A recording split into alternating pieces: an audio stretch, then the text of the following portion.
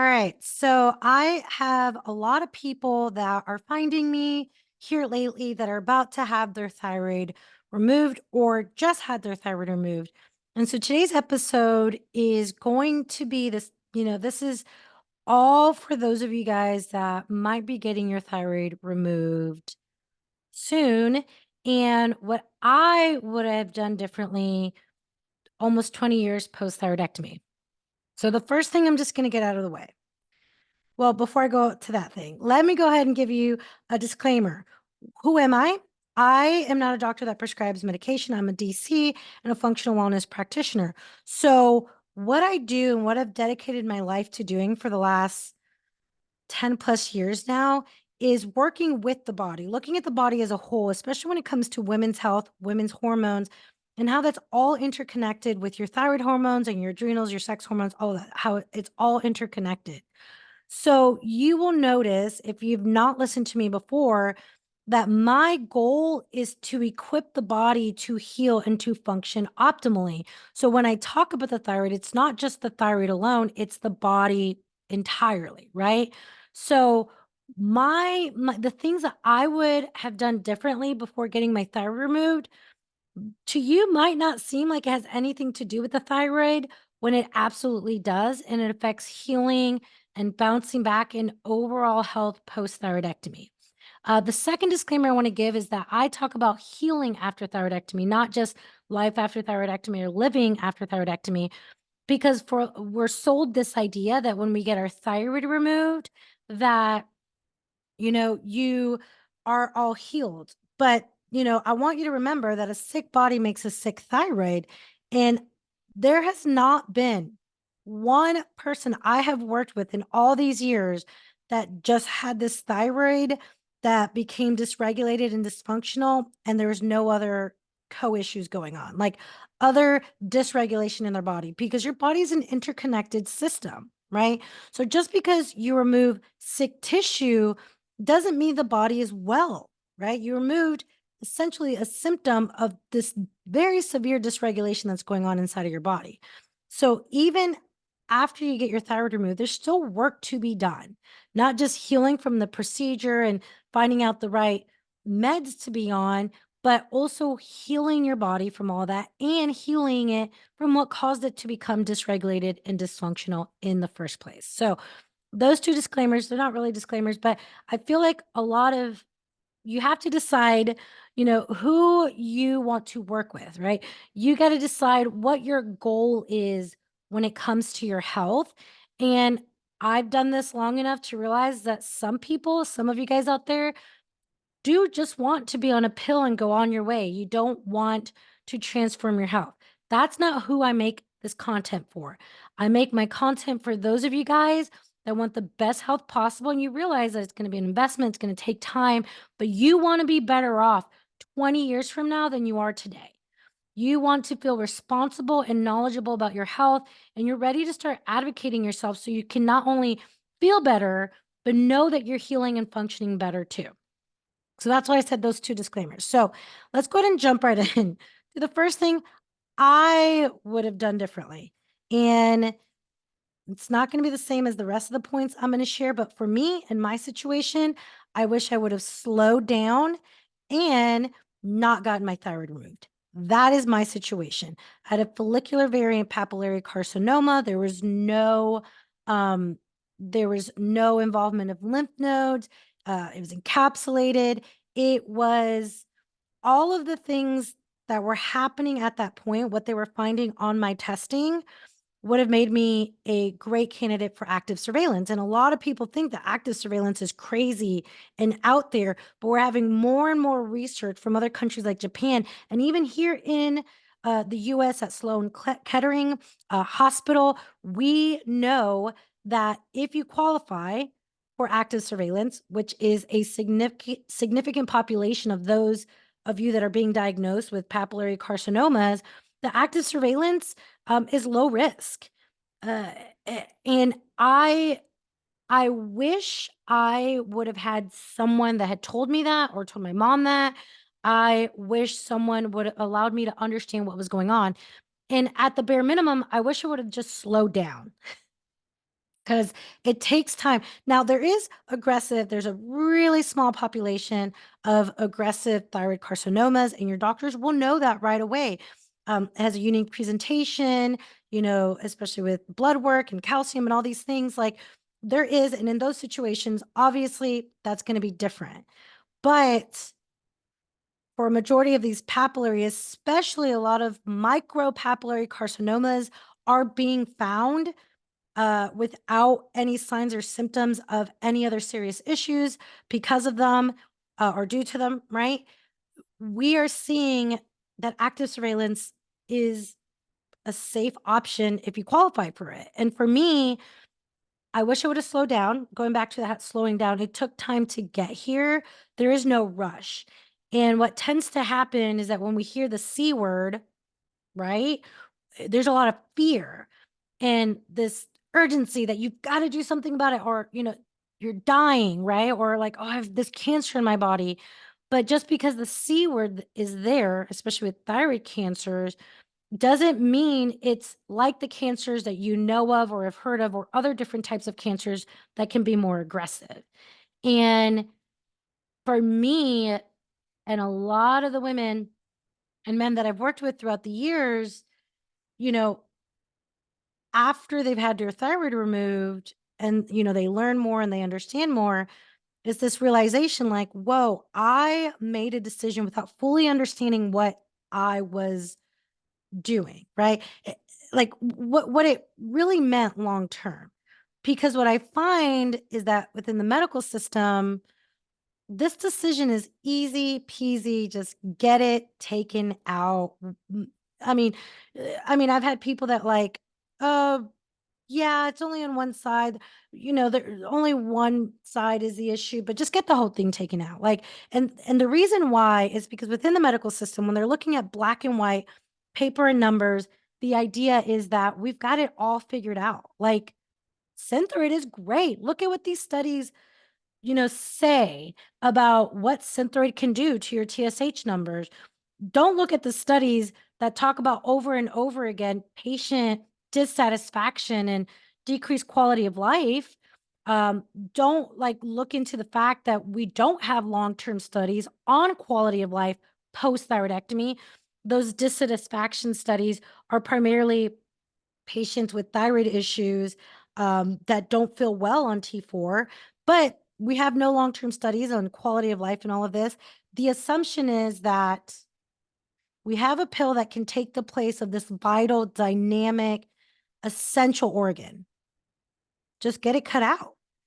And that's just so flippant. You have to understand what you're getting yourself into. So my first thing I wish I would have done differently is I would have gotten a second, a third, a fourth opinion if I needed to, because each doctor and their background and what seminar they went to and what they're good at and where their passions are will influence what they think is possible. If someone's a really good surgeon and can do a surgery really easily, and they do a lot of surgeries, they're going to be very confident and feel comfortable with surgery. But if you have someone that went to a school or has interacted with researchers, have had a lot of communication and listening to their patients, they might see and know the data about active surveillance. Getting multiple opinions, I wish I would have done that. I would have slowed down. I would have slowed down, and I would have done my personal research. I didn't do research about my condition until after I had my thyroid removed, and I had all these symptoms over the years, and doctors were writing me off. I wish I would have felt more empowered and equipped to do that research beforehand so I can understand what truly all my options are, right? Because in order to have informed consent, you need to understand the benefits and the risks. The benefits of keeping it and the risks of keeping it, the benefits of surgery and the risks. And there are always risks, right? To everything. So you have to be able to make that, and you have to be able to make an informed decision without being under distress. I shared this in my most recent podcast episode. I'll never forget one of coaching clients that I was working with, like telling me in tears, like, yeah, I just remember like I was being wheeled into the surgery, room or getting prepped to go to surgery. And they're like, oh, hey, by the way, do you want half your thyroid still taken out? Do you want it all taken out? Like, as she's laying there mentally and emotionally and physically preparing for surgery. That is not informed consent. So for me, I would have looked at all of my options to keep my vital organ. Okay. But that goes to my second point, right? My second point is to that informed decision. Take your time.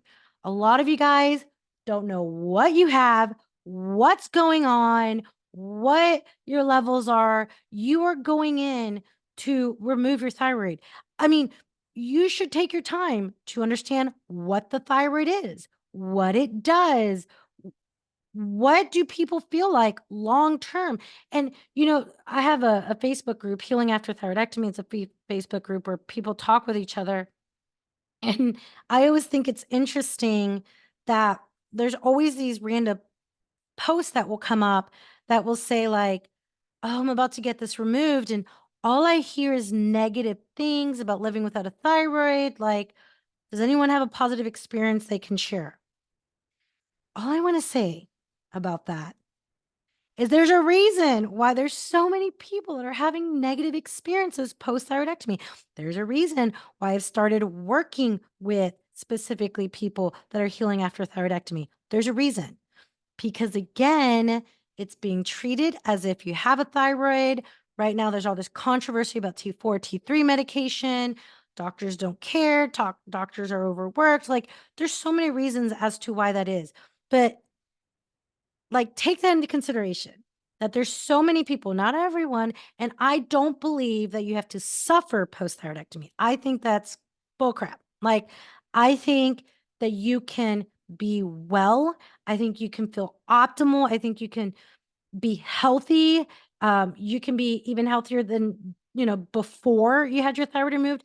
I think it's absolutely possible, and it should be like that for those of us living without a thyroid, but it's not unless you take full responsibility, unless you're well educated, unless you are fully advocating for yourself and putting a team together that has a functional practitioner on your team, not just being fully dependent on a medical doctor where you go and they tell you yes, no, no, what you're feeling is wrong and send you on your way.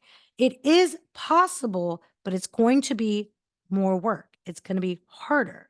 But there's a reason, right? That all these people feel this way post thyroidectomy. And every consult I do with someone post thyroidectomy, I take time to help them understand what they were diagnosed with, what the tests say.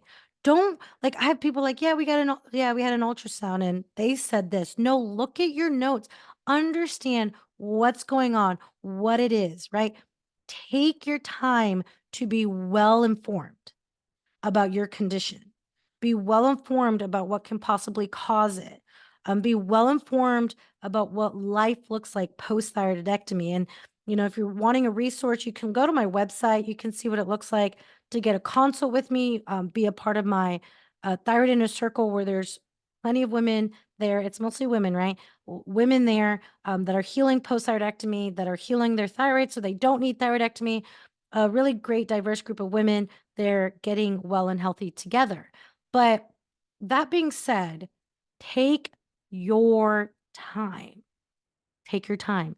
Do not rush into a decision you do not understand. Do not rush into a decision until I think it's a great idea to talk to people that are living without a thyroid. Listen to all my podcast episodes, watch my YouTube videos. Like, look at what it actually looks like, not what your doctor who has a thyroid cuts people's thyroid out and sends them on their way. Like, listen to real lived experiences. Listen to some studies, not all of them, because I've shared my frustration with studies and quality of life and patient satisfaction, but there are active surveillance studies. There are doctors that are doing, radio frequency ablation. There's a lot of resources out there. I feel like we're inundated with a lot of information, but either way, do not be deterred from educating yourself. And I'm going to say this because I came across a surgeon that had a mug they posted on their social media about this and it pissed me off. Do not let your doctor make you feel bad or silly or too much because you did your research. That surgeon had posted a mug that said, don't confuse your Google search with my degree or whatever. And I'm like, first of all, that Google search can give you so much information. That is literally what changed my life. That's what that's why I could walk into my doctor's or fire my doctor and then walk into my new doctor's office and have a conversation with them. Don't ever feel put down because you went to your doctor. I have a free ebook and I sometimes get this like, I shared this with my doctor and they're like, no, this isn't necessary. Freaking get out of that doctor's office and find someone new. That's what I help the women I work with do, as well as like, how do you find the right practitioner for you? Because you should never be deterred from doing your own research. So that second point is just slowing down. Don't rush into it. Don't rush into it. If you don't have like that aggressive signs of the small percentage of like the aggressive thyroid cancer, but take your time. The third point, I feel like I'm gonna lose my number of points. I'm gonna be like 6 points in, and I'm gonna be like, hey, in my fourth point, and you're gonna be like, no, you already did that. But I'm gonna stop counting because I'm gonna lose count. But the next point I want to make sure is 2 points is that you're getting a complete thyroid panel and then a complete wellness panel before you get your thyroid removed. Please. And I have to make 2 points to that. Understand where your hormones are at before you get your thyroid removed. Please. What is your T4? What is your TSH? Do you have thyroid antibodies? Because I'm seeing more and more women, even when they get their thyroid removed, still have the presence of thyroid antibodies. That's a problem. That's an autoimmune issue. That's an immune imbalance. That's something ideally that you would want to take care of before you get your thyroid removed, right? The idea is this. The reason why I'm sharing these 2 points is you want to make sure you know if you're hypothyroid, hyperthyroid, were you optimal? Some people are on thyroid meds before they get their thyroid removed. Know where you're at before you go in. And the reason why is that you are about to go through something traumatic, essentially, for your body. You're going from having a vital organ your whole entire life to within a couple of hours, it's gone. That's a big deal for the body. That is a shock to the body. Your body's incredible. It's going to learn, it's going to bounce back. You have these meds, but you want to do everything you can to be well before going into surgery and recovery. Everything you can. And this is what I teach based off studies, based off how the physiology of the body is that the body's created to heal itself, right? When you have chronic stressors, these stressors that just really cause this dysfunction inside of your body can no longer adapt to stressors. That's a problem. You do not have an appropriate response to adaptation. And I always share this because, like, women and like even men, when I worked with men, right? Like they'll be like, oh my gosh, that's so true. Like I had this minor procedure and like I remember this one woman was going in and it was like an outpatient procedure on her ankle and she just wasn't recovering well and they needed to go in there multiple times, or women that like encounter COVID or flu and they are just knocked out, or stomach viruses and they're knocked out much longer than family members or coworkers. And it's because your body's overwhelmed, it's tired, it's slowing down, right? And so the goal is here to make sure that you're loving and nourishing and supporting your body and removing unnecessary stressors. If you're hypothyroid, your adrenal is going cuckoo, like the HPA axis, your sex hormones are affected, suboptimal T3 levels. And I'm talking about T3 levels that are within range, but they're on the low end of the medical range. Your body just slows down. Like it is a body that doesn't have an something that it needs.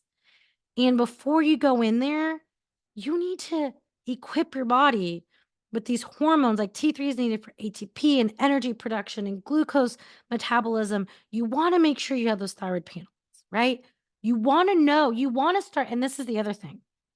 This is another reason why you want to get your thyroid panel done before surgery, is that you want to understand what those numbers mean now.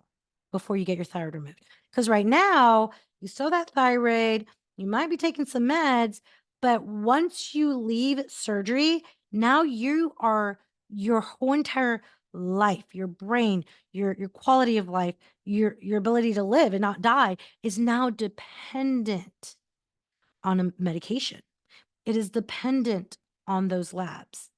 And what you want to make sure you do is you want to make sure that you understand it so that when the thyroid does get removed, because I have a lot of people that are like, oh my gosh, I had, my thyroid removed 3 months ago, 6 months ago, a year ago, and I'm gaining weight. Have you guys felt this? Have you guys felt hot flashes? Have you guys had headaches? And I'm always like, what are your numbers? What are your labs? Understand that every time because it's your body. You live in it. So if your doctor's like, oh, you're good to go, but you don't feel great and you notice that your free T3 is lower, then you can be like, hey, doc, I don't feel great. I would like to work on optimizing my T3 more. I'd like to try T3. I'd like to get a more T3, or maybe, my T4 needs to increase. I'd like to try natural desiccated thyroid hormone.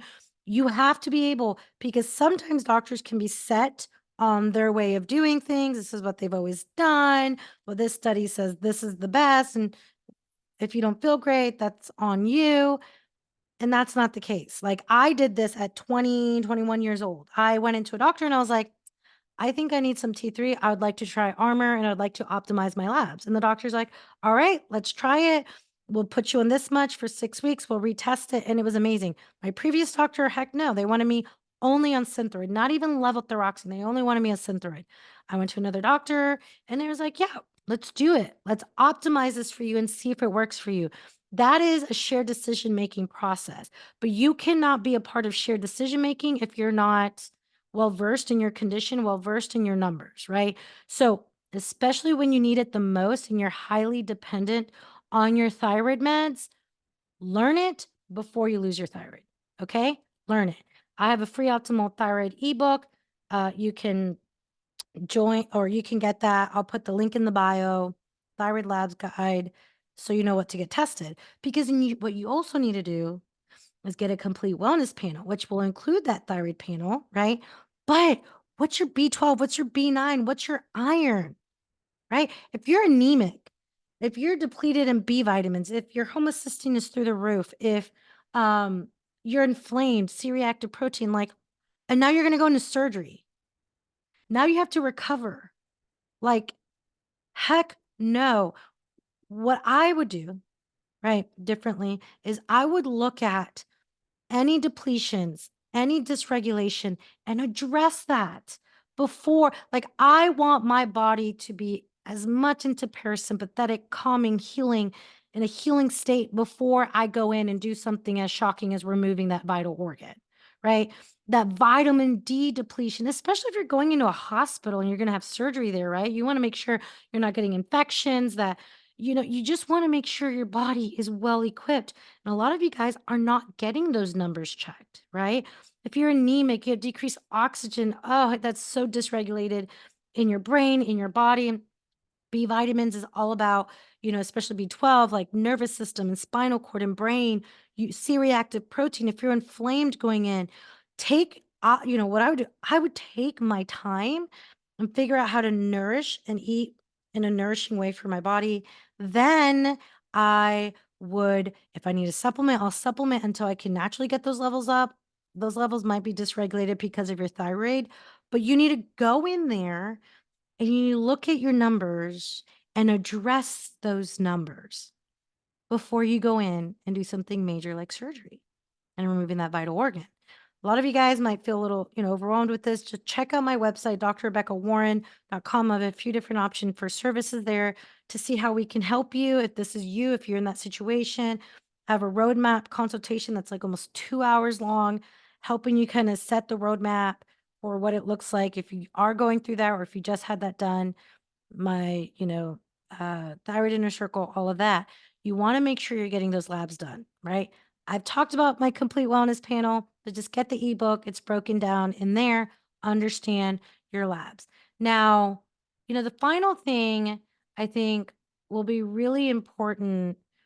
Well, there's two different things. The two different final points I think will be really, really important is to support your body's clearance pathways and your body's natural, powerful, supportive systems that you're going to need to recover and heal, and then nutrition.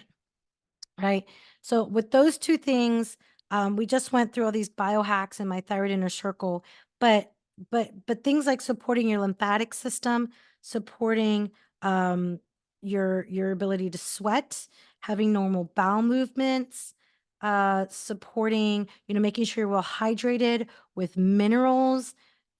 I'm gonna do a whole episode on biohacks. Again, I have biohacks. An episode on this. So you want to go back and listen to those biohacks, right? And I say biohacks. I mean, I just like the word, but essentially what it is that we have these amazing systems in our body that are trying to clear out toxins, that are trying to, help with like bowel movements and menstruation and all these things that we need to be functioning well in order to be well. And I would spend 90 days if I'm going to have surgery like that, get my thyroid removed. I'm going to spend 90 days going through and supporting my lymphatic system, supporting my liver, my bile production. I'm going to have healthy digestion. I'm going to make sure that all my bowel movements are moving great. I'm going to make sure that I'm well in that sense. Like, like having bowel movements where you're constipated or loose stools, that's a big red flag that your body is not eliminating toxins. It's not eliminating junk. It's not balanced. It's not well, which means your immune system is probably not well either. That's a big deal for recovery. So I would focus on hydration, not just drinking enough water, but having enough electrolytes in that water so that your body's well hydrated. Guys, I have resources in all of this. I have podcast episodes on this that you can go back and listen to. I'll make sure to add it in the show notes if you just want to click the link and go to that resource. But check out that resource. Do it, right? Take care of your body and love on your body before you do something like this. A lot of you guys are really inflamed. Your body's kind of overwhelmed, and then you're going into surgery, and then you're wondering why you're not recovering or why you're not, feeling 100% or why you're having all these symptoms, why you're not getting on the right amount of thyroid meds, why it's taking a while to balance out in that way. Look at these systems, going outside, getting sunshine. I talk about getting sunshine. That's a simple thing that it's so powerful to regulate your melatonin and your cortisol.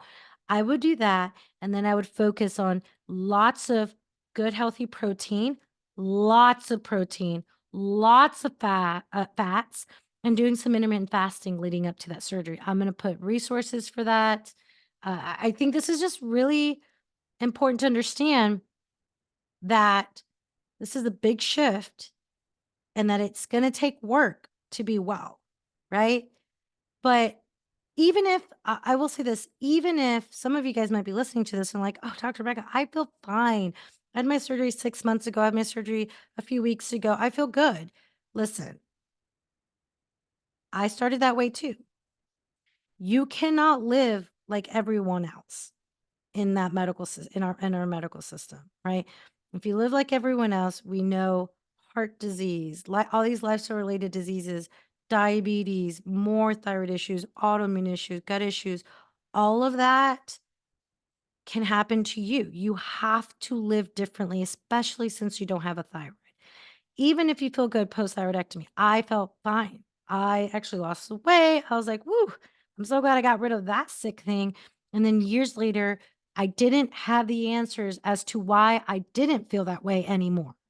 So do not wait to feel bad, right? That's what's happening post-thyroidectomy. But usually post-thyroidectomy, you don't know what you don't know, right? Like, so you start feeling bad and you're like, why is this happening? And the doctor's like, well, your synthroid's fine. You want to make sure that you are equipping your body, that you're nourishing your body, that you're decreasing inflammation, and that you're starting to understand and educate yourself on your body before you ever go and remove a vital organ. You will have better recovery, better response to medication.